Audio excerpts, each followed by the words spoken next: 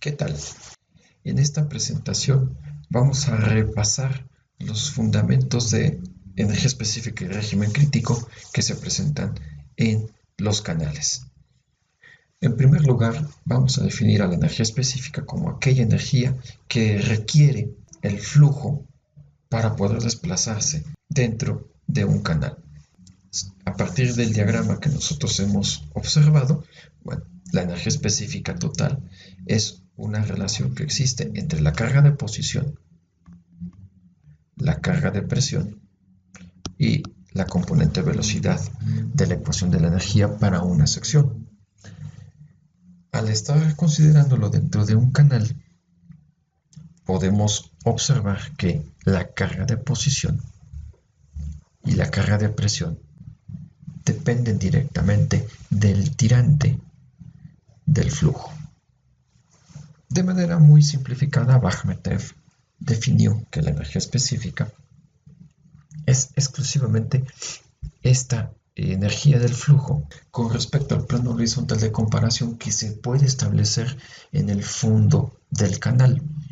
Entonces, a partir de ello, nosotros lo dejamos directamente relacionado con este tirante del escurrimiento. Cuando hablamos de régimen uniforme, podemos observar directamente que la energía específica en el flujo y en la sección van a ser exactamente las mismas y solo tendrían diferencias si el coeficiente de Coriolis fuera variable.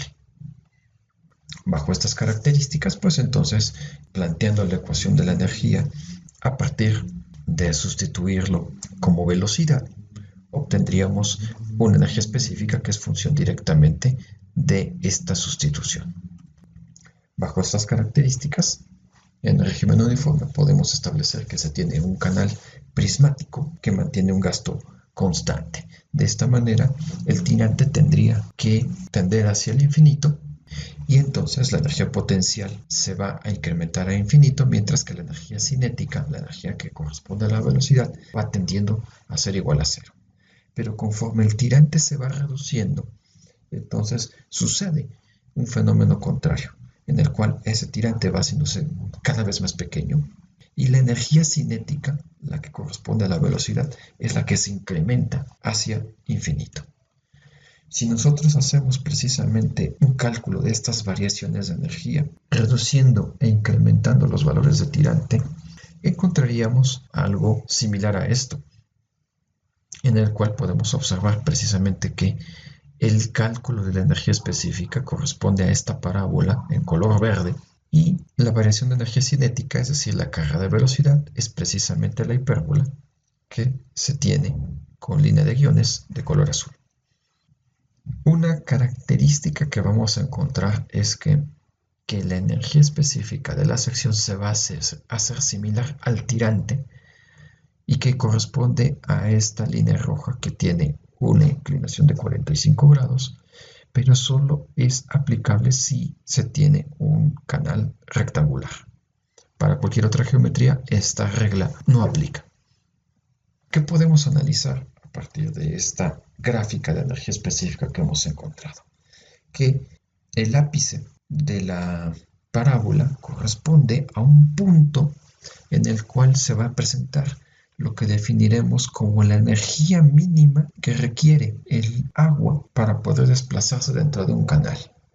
A esa energía mínima le va a corresponder el mínimo tirante posible para poder generar esa energía.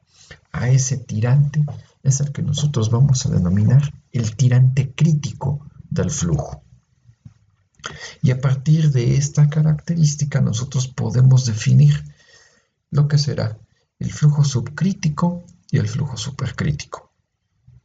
El flujo subcrítico corresponderá a tirantes mayores al valor mínimo requerido, el crítico.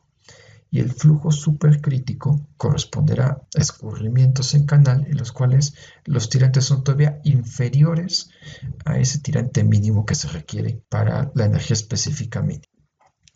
Si regresamos a revisar nuestra gráfica, pues vamos a encontrar que en aquellos casos donde el tirante es mayor al tirante crítico, es decir, donde se presenta este régimen subcrítico, nuestra energía potencial, nuestra energía referida precisamente al tirante, el que genera la presión en el canal, es mayor a la energía que se requiere por concepto de velocidad, la energía cinética.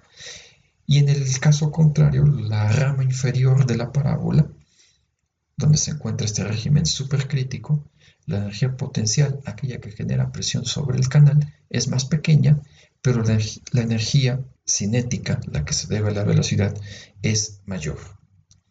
Para las dos ramas voy a poder tener la misma característica de energía específica.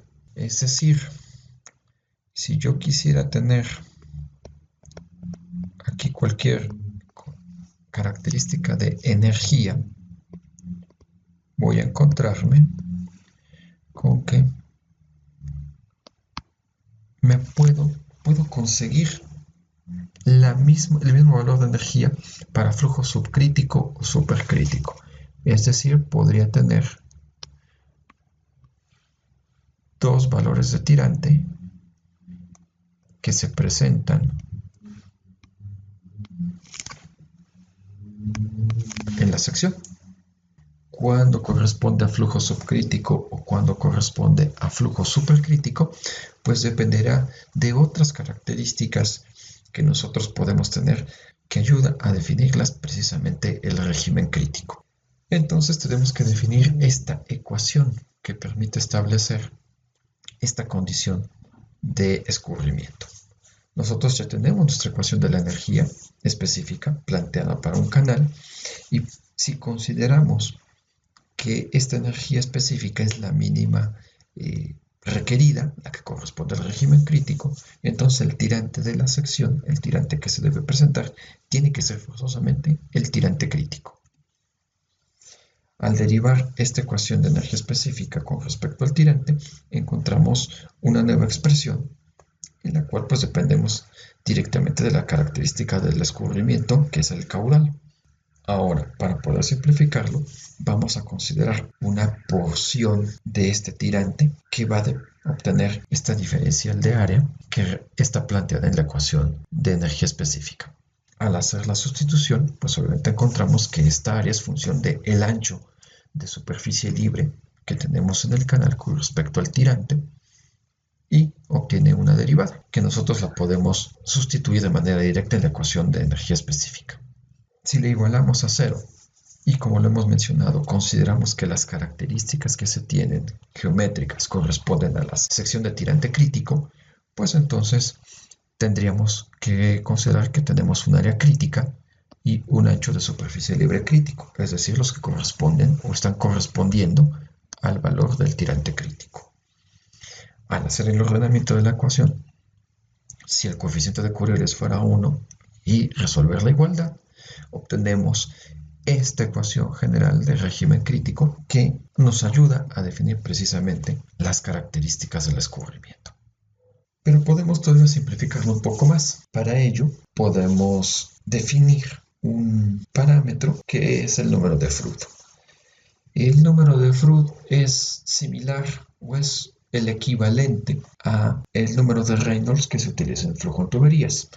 Recordemos que el número de Reynolds me ayuda a definir si tengo régimen turbulento o régimen laminar en un escurrimiento a presión. Sin embargo, en canales el número de Reynolds deja de tener aplicación. ¿Por qué? Porque al tener paredes más rugosas que las que se tienen en una tubería, entonces forzosamente siempre tendremos régimen turbulento. De ahí que este tipo de análisis no puede hacerse en un canal. Froude relaciona a la velocidad del flujo y al tirante medio del escurrimiento y obtiene unos valores límites que ayudan a definir si el flujo se encuentra en régimen subcrítico, crítico o supercrítico.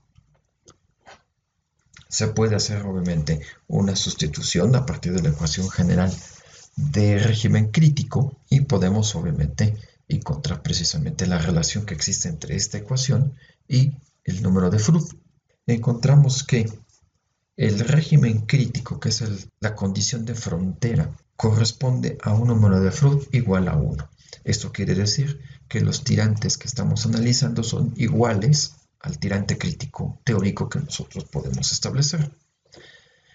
Cuando el tirante del flujo es más pequeño al régimen crítico, obtendremos números de Freud mayores a 1, y esto me va a decir que tengo un régimen supercrítico.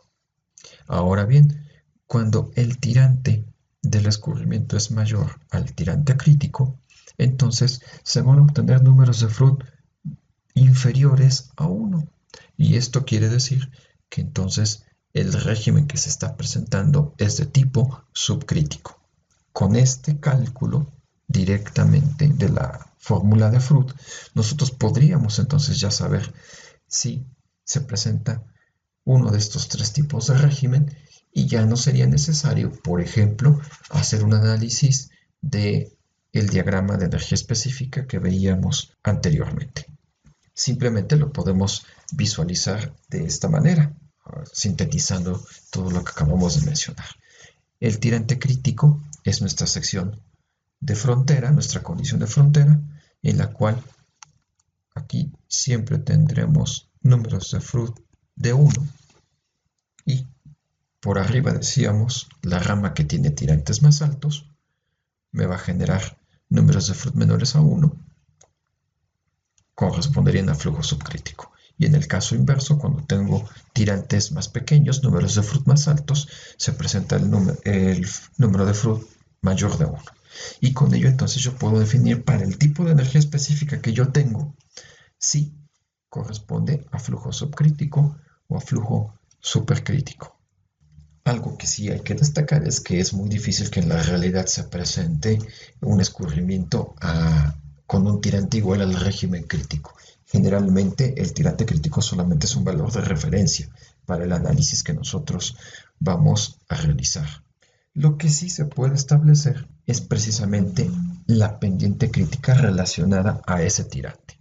Es decir, si yo conozco cuál es el tirante que obtiene la menor energía específica que se requiere para hacer desplazar al líquido, pues entonces ese tirante lo puedo relacionar con el valor de la pendiente, esa pendiente mínima que se requiere para generar el desplazamiento del líquido. Y entonces pues yo puedo tener un punto en el cual se tiene una característica de pendiente. Aquí tenemos tres valores, representadas en tres tonos. La pendiente 1 en color negro, la pendiente 2 en color rojo, y cualquier otro valor de pendiente en tono morado, y en la cual si yo hago variar precisamente esa pendiente, encontraré que hay tirantes que no corresponden al tirante crítico, pueden ser más grandes o más pequeños, pero sí un valor en el cual este valor de tirante que se presenta debido a la pendiente que nosotros modificamos podría representar el valor del tirante crítico. Es decir, que nosotros podríamos tener una representación en la cual la pendiente del escurrimiento me puede definir bajo qué características tengo régimen subcrítico o régimen supercrítico. Es decir, entonces, que esa pendiente crítica es aquella en la cual tenemos un tirante que es exactamente el tirante crítico para el gasto constante y que permite precisamente que cumple las características del régimen crítico, es decir, la mínima energía específica disponible para hacer desplazar al líquido. Y entonces, pues simplemente el cálculo de esa pendiente crítica se resuelve despejando directamente la fórmula de Manning en su componente de la pendiente, solo considerando que las características de velocidad y radio hidráulico deben corresponder al tirante crítico. Y así como referíamos el número de Freud y el tipo de tirante para régimen subcrítico o supercrítico, pues también lo podemos hacer para definir los valores de pendientes que se requieren. Es decir, cuando la pendiente es más pequeña, la pendiente real del canal es más pequeña a la pendiente crítica, entonces tendremos régimen subcrítico. Mientras que cuando los valores de pendiente de fondo son mayores a esta pendiente crítica, entonces se tendrán por lo mismo tirantes más pequeños y el régimen corresponderá al régimen supercrítico. De manera esquemática podemos observar precisamente el conjunto de estos elementos, pendiente crítica, tirante crítico y número de Freud, aquí en estos tres diagramas. Con esto concluimos esta presentación en la cual hemos revisado de manera muy sintetizada las características del régimen crítico en un canal. Los espero en una siguiente presentación. Hasta la próxima.